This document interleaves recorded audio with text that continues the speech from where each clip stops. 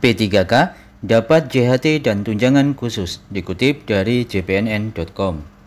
Direktur Harmonisasi Peraturan Penganggaran Kementerian Keuangan, Bapak Didik mengatakan, regulasi untuk pencairan gaji pegawai pemerintah dengan perjanjian kerja atau biasa disebut dengan P3K berupa Peraturan Menteri Keuangan (PMK) sudah siap diajukan kepada Menku Ibu Sri Mulyani. PMK menjadi pintu terakhir untuk pencairan gaji P3K. Penjelasan Bapak Didik sejak Perpres nomor 98 tahun 2020 tentang gaji dan tunjangan P3K terbit pada tanggal 29 September. Kemenku langsung menyusun PMK dan saat ini semua prosesnya sudah selesai. Regulasi untuk gaji P3K tahap pertama yang direkrut pada bulan Februari 2019 sudah ada. Besaran gaji dan tunjangannya setara PNS, kata Bapak Didik pada hari Sabtu tanggal 28 bulan November tahun 2020. Pada tahap pertama, sebanyak 51.000 lebih P3K dari honorer K2 dan tenaga harian lepas tenaga bantu penyuluh pertanian atau biasa disebut dengan THL-TBPP dinyatakan lulus. Selama 21 bulan, mereka belum diangkat karena regulasi untuk pengangkatan belum ada. Demikian juga anggaran gaji P3K tidak dialokasikan daerah.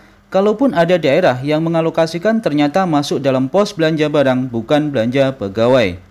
Itu sebabnya Kemenku harus melakukan revisi regulasinya. Dijelaskan Bapak Didik, karena sama-sama aparatur sipil negara, besaran nominal dan sumber pendanaan gaji serta tunjangan P3K juga sama, yaitu melalui APBN atau APBD, lewat transfer umum yang dilakukan pusat ke daerah.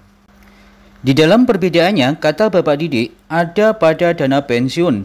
PNS mendapatkan dana pensiun karena sejak diangkat ASN langsung dipotong iurannya.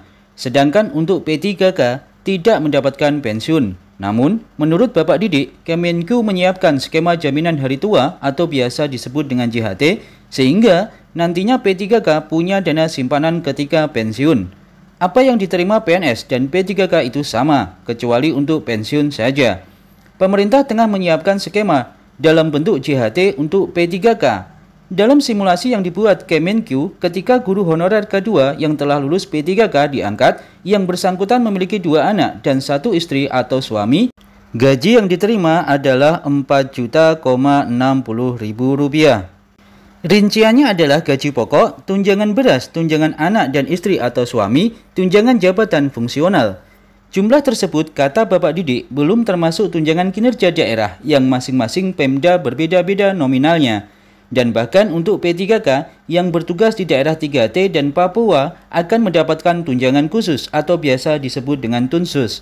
Ini perlakuan untuk P3K sama dengan PNS, nggak ada bedanya. Terima kasih, semoga informasi ini bisa bermanfaat. Assalamualaikum warahmatullahi wabarakatuh.